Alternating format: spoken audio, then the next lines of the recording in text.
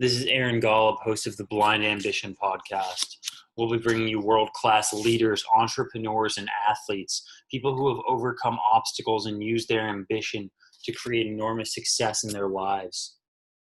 If you enjoy this podcast, if you get anything out of it, the only thing I'll ever ask is that you subscribe, rate, and review. Hope you enjoy. Hi, everyone. Thanks again for tuning in. This is your host, Aaron Golub. Today, I'm joined by Andy Neary. Andy, thanks so much for coming on today. Dude, I'm jacked to be here, man. I always love our conversations.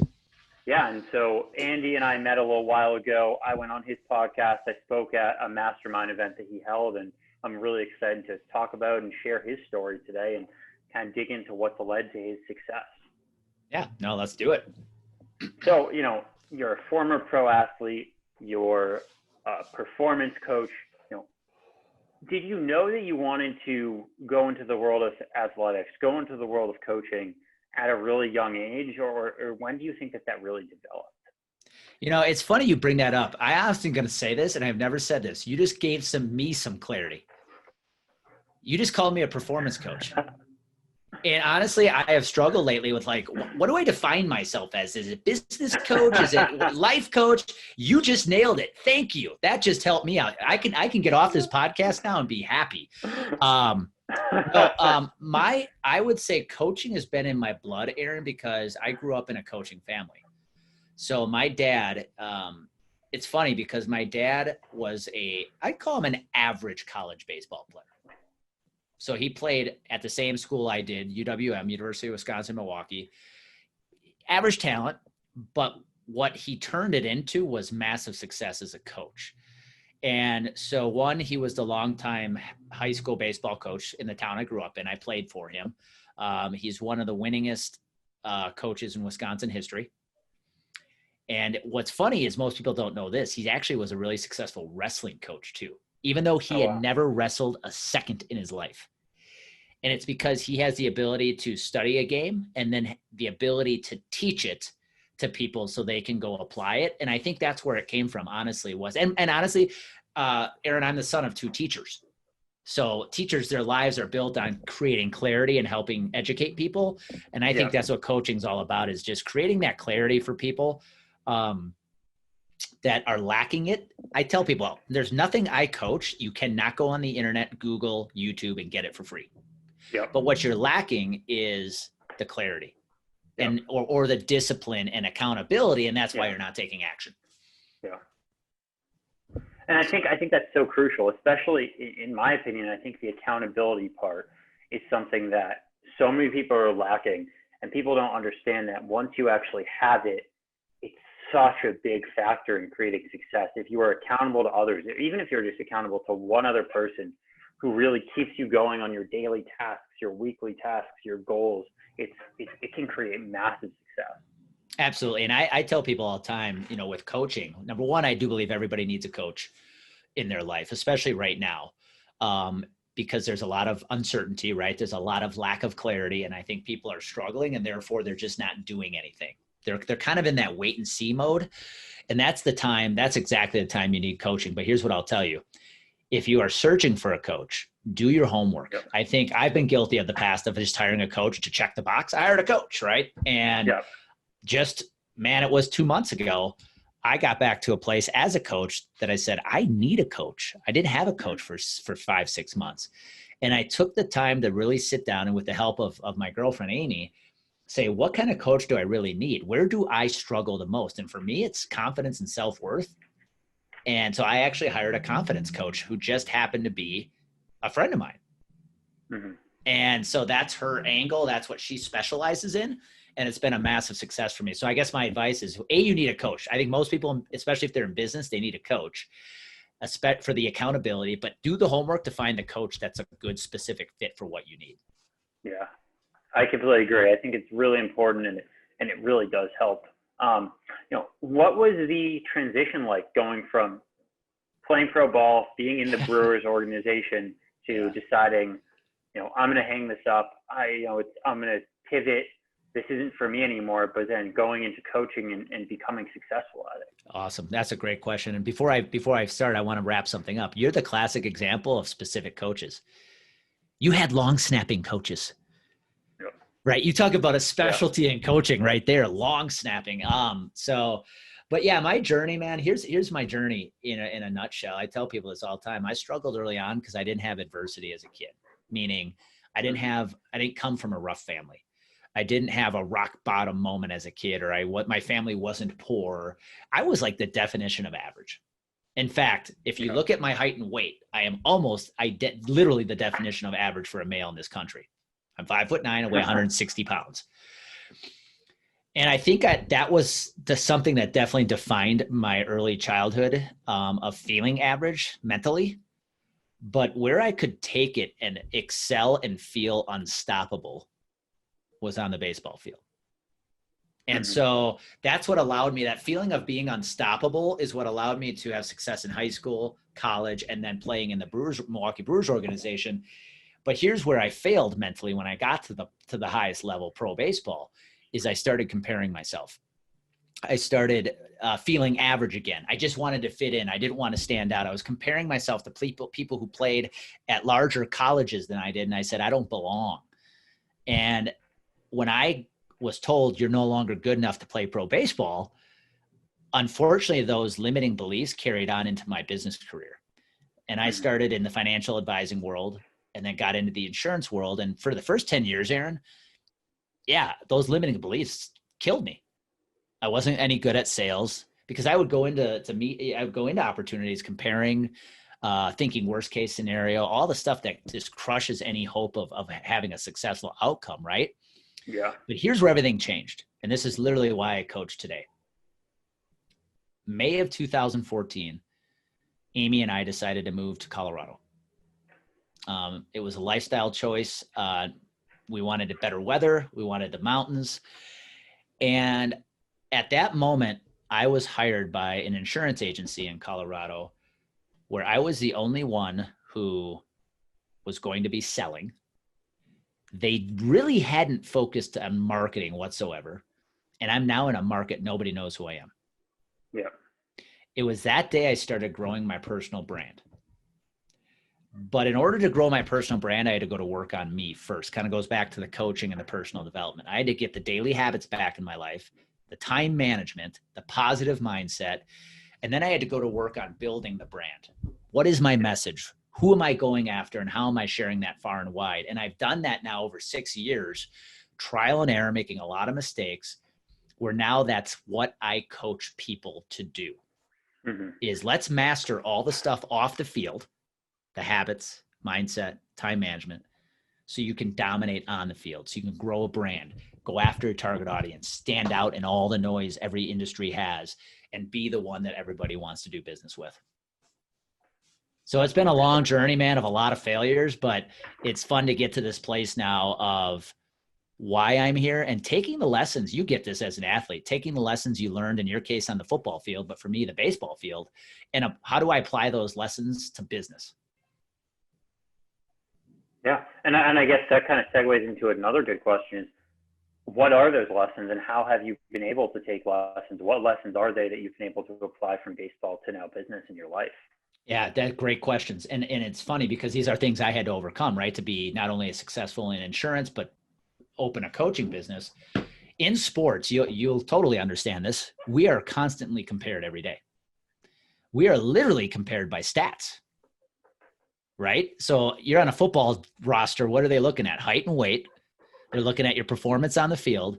In baseball, they're looking as a pitcher. They were looking at my earned run average, my wins, my strikeouts, my walks. Like you are literally being compared to your own teammates in pro baseball to see who's going to get the promotion. Yeah, exactly. So that comparison, if you don't look at it the right way, can crush you. And so the number one thing I had to get over was just getting rid of comparison from my life. I don't care what anybody else does. I am celebrating their success because I know my success is coming. Yeah. That was definitely number one. Number two, the fear of failure. I don't know about you, man, but I grew up fearing failure, and it probably kept me from trying a lot of cool stuff or going after some really cool dreams. And I think what I've learned the most in the business world, especially with this coaching, is you got to love failure. You're Yeah, going to fail you do. every single day. You knew it on the football field. I had bad days on the mound. I failed every game I pitched in. Yeah. At some point I failed. And you just got to learn to grab the ball, get the ball back from the catcher, move on to the next pitch. But it's not about failing. It's about getting up, learning from those mistakes. You know, if you learn from your failure, it ends up becoming a success. If you don't learn from your failure and you keep making that same mistake, then you truly failed. So in my opinion, failure can be a good thing if you're learning from it. And I think we've all struggled with that. You know, I know when I was younger, I definitely maybe wouldn't go after certain opportunities or wouldn't pursue things I wanted because I was, you know, intimidated or scared to fail. And then, you know, things changed. I started to pursue what I wanted in football, but maybe I was pursuing that and wasn't pursuing other things that I wanted. Yep. I think as time went on, as my confidence grew, as I matured, I fail every day now. I don't care. I try new things every day. And I say this all the time. I get the word no told to me more than most people because I ask the question. I don't care if someone says no to me because the yes is around the corner. Yep, that's a great comment. And I want to, if I can share a story, I don't share it all the time, but yeah, I think I used to let failure, so many people, including myself, let failure crush them, right? Like I remember losses in sports, so I just would let them devastate me, especially in high school. Like you have this mentality, if you're one, you know, one of the better talented pitchers in the area, you're like, I should go 10-0 every year. And if you have a loss, like it devastates you, right? But I was playing pro baseball. I was with pitching for the Helena Brewers, but later that summer I got moved down to Ogden, Utah to pitch for the Ogden Raptors, still the Milwaukee Brewers organization. But I got moved or promoted to help support the bullpen in the playoffs.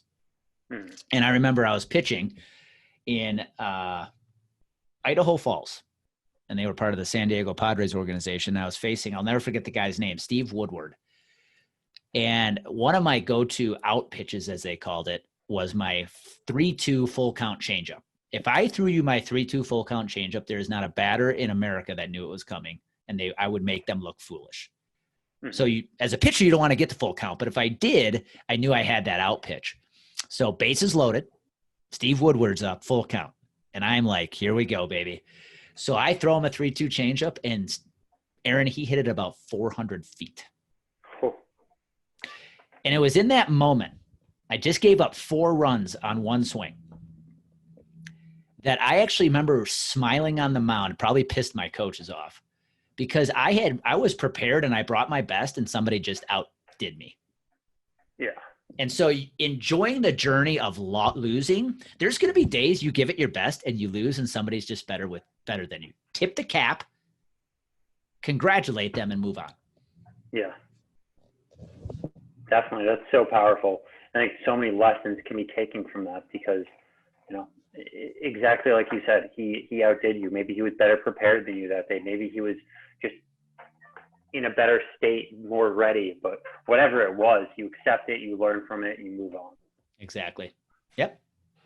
But enjoying that process of, okay, I failed, but I'm here. I'm on a mound. I'm playing pro baseball. Let's keep going. Yeah. And at the same side, you know, that happened, and you got to think in the back of your head still, you know, I'm grateful that I'm here. I'm playing professional baseball. I'm so grateful for this opportunity, and just move on. But Aaron, I'm going to share something there because this is why I truly believe one of the reasons why my career lasted as short as I did. And I'll still have people tell me, like even my parents, you gave it your all, you made it to the pro baseball, you were a success. And I'll say, you know what? I was, but not really. Here's why. Because when I got there, I spent most of the time saying I'm a 21-year-old rookie playing in rookie ball single A with a bunch of high school kids. I have no chance of making it. And that mindset right there already guaranteed the outcome. Yeah. I was going to be let go at some point with that kind of attitude. And unfortunately I was. My career was very short, but it was I truly believe I may have not been as talented as some of the guys who were high draft picks, but if I had the right mindset, I guarantee I would have played at least 3-4 more years. Yeah. And you might have been able to move up higher in the ranks of professional baseball because of that. And I might have made it. There's so many stories now of athletes, baseball players who get drafted super low, late rounds, or signed as a free agent like I did, and they made it. Talent's one thing. I guarantee they made it because of the 6 inches between their ears, their mindset. Yeah, 100%. And I mean, that's the reason why I was able to play Division I football, why I was talking to NFL teams. It's, you know, it had nothing to do with my talent. I was a terrible football player in high school. I was sophomore year of high school. I was a third string junior varsity center and D tackle. And I basically just said, screw this. I'm playing Division I football. How can I make this leap? And I just figured it out. It was because of my mindset. It had nothing to do with athletic ability. I worked for it. Yep. Yeah. You are the definition of just visualizing it, saying it, and going and doing it. Thank you. You know, what speaking of that, what part does visualization play in your day-to-day life now with business? You know, I'm sure, like me, you probably take that from your playing days. You know, I would visualize a snap. You would visualize a pitch. How do you use that same tactic in your day-to-day life? Or are there other tactics that you use similarly to that every single day? I'm so glad you asked this, because I literally just had this conversation with Amy on Sunday. I still struggle. Like I spend time every morning meditating or visualizing, whatever you want to call it. I journal what the perfect day would look like. I work on breath work every morning to get my mind lit up. But there's still one place in my life that I used to be able to visualize the outcome, and it would literally just happen. And that was baseball. Aaron, I can still remember sitting, you'll laugh at this, and I don't know why I picture this, but as a high school kid and a college kid, I can remember sitting in church on a Sunday morning. And as they're doing the sermon, whatever, I'm literally like just daydreaming, eyes not even closed, daydreaming about like my next game and like literally what I'm going to do. And then I would go do it. I think that is the missing link for so many in business right now, myself included sometimes. Yeah. If you had that ability to literally picture the outcome you want, and then just knowing the universe is going to make it happen. Yeah. And it's so crucial. And I think that some people don't understand it, that if you put in the work, if you put in the effort and you're patient, the end is certain. If you do the daily tasks, you do the weekly tasks, you achieve your monthly, your quarterly, your yearly goals, the end is certain if you do the work and you're patient. Exactly. Patience is the key though, too. There's no, as you know, Aaron, you definitely weren't an overnight success once you got to Tulane, right? I mean, all the work you put in for years to get to that ability, that opportunity to play at Tulane. Yeah. It didn't happen overnight. No, not at all. And I think that so many people think that it should happen overnight for them, or they want it to happen faster than it does. And I'll be honest, that's the same with me for a lot of things. You know, I want things to happen in my business career or in my speaking career now, and I don't want it to happen in 3 years from now. But realistically, you know, I do the daily disciplines, I work hard, I'm patient.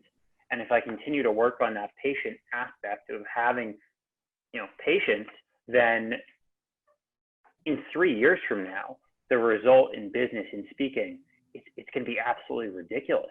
It's not going to happen tomorrow. And I've come to terms with that. I understand that. You know, obviously I still want things to come quicker than they will, but I'm a lot better at realizing that than I used to be, I think. And the more that people can grasp onto that topic, I think that they can be happier as well, because the people need to learn to enjoy the process. Because if you're not enjoying what you're doing and you're only chasing the end result, you're always going to want more. I think in a couple of things you said there. Number one of my favorite quotes from one of my favorite books, The One Thing, they say, the reason most people don't succeed is they cannot handle the monotony of success. Yeah. That's the daily boring crap we have to do every day that leads to massive success. Nobody wants to have to do that. They want the instant success. And I think sports is such a good analogy for this, Aaron, that no one thinks about. So when you made it to Tulane University, how old were you? 19? 18. When did you start playing football? 12 maybe.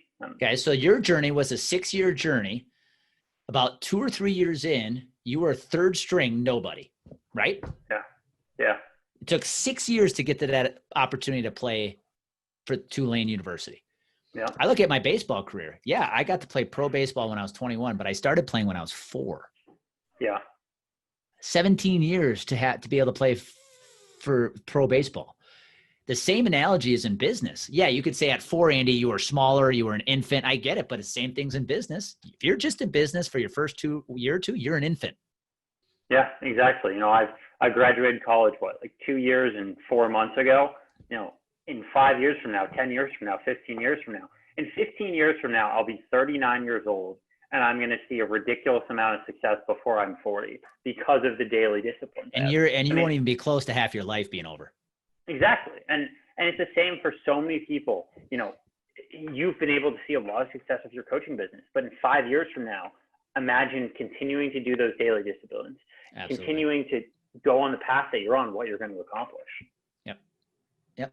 It's just like we're doing right now. You went on my podcast, I went on yours. That one little activity, doing that over and over and over and over and over again for years will lead to massive success. Oh, 100%, because you keep getting your message out. You keep speaking to a new audience. And even if one person hears your story from this and go checks out your info and whatever it is, you impact them, or maybe they become a client of yours. It's just that one person could connect you to someone else, could connect you to someone else. It could just be such an impact. I mean, you and I recently just saw this. I sent over 2 people the other day to you that I recently got connected to, and you're going to, build relationships with them. Absolutely. It happens.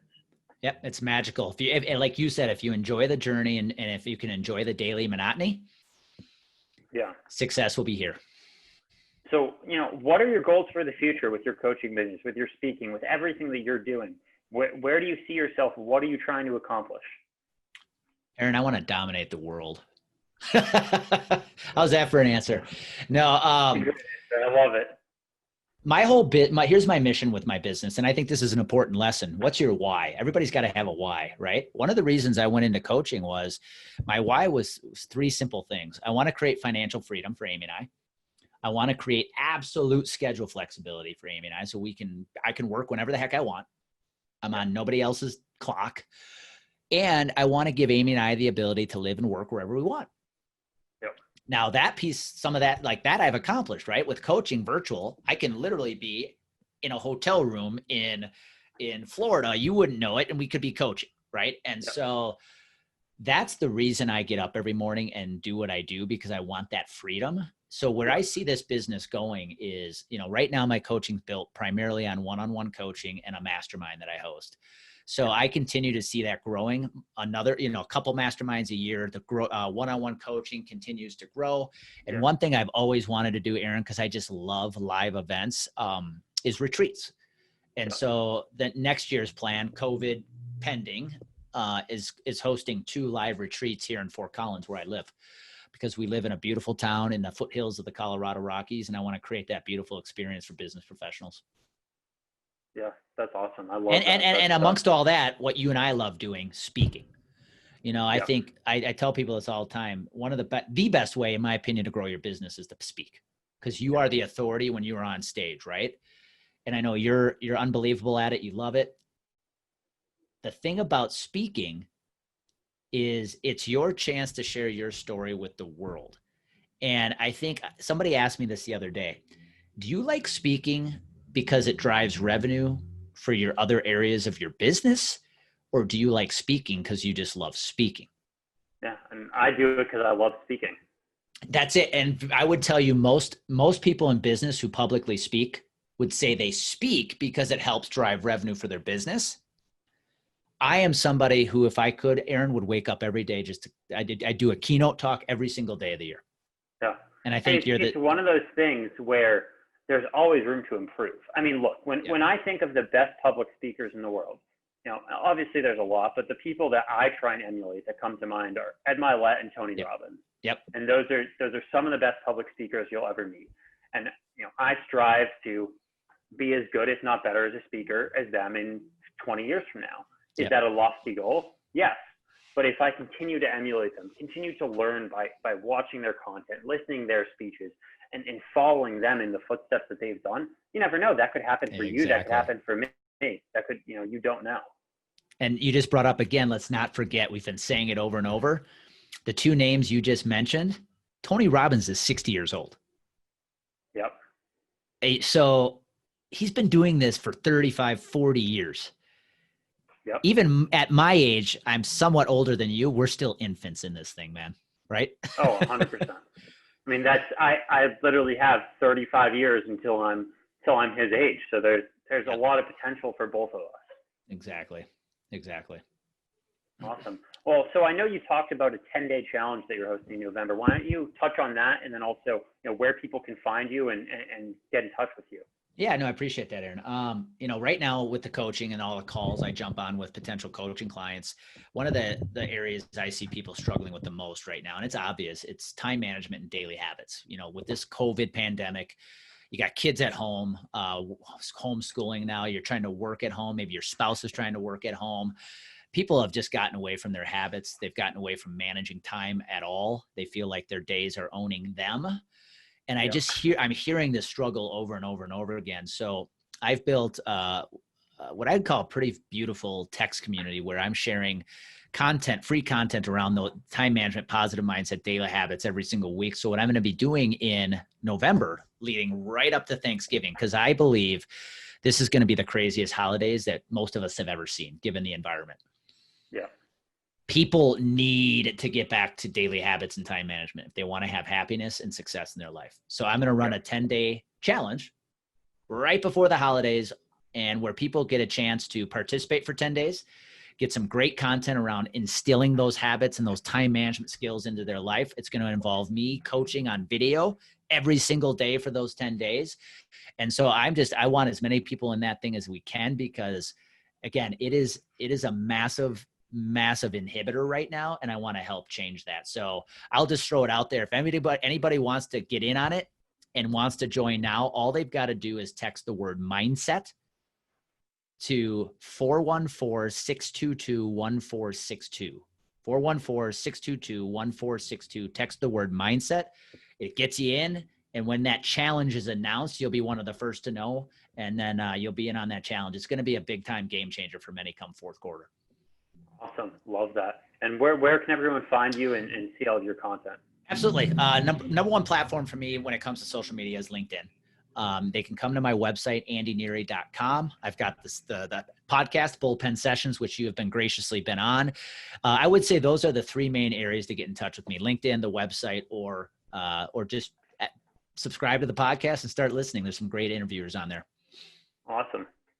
Well, thank you so much for coming on. Really do appreciate it. And I'm sure that my audience will get a lot out of this interview. I appreciate this, Aaron. Thank you. Thank you so much for listening to this podcast. If you enjoyed it at all, if you got one thing out of it, we'd really appreciate it if you would subscribe, rate, and review. Thank you.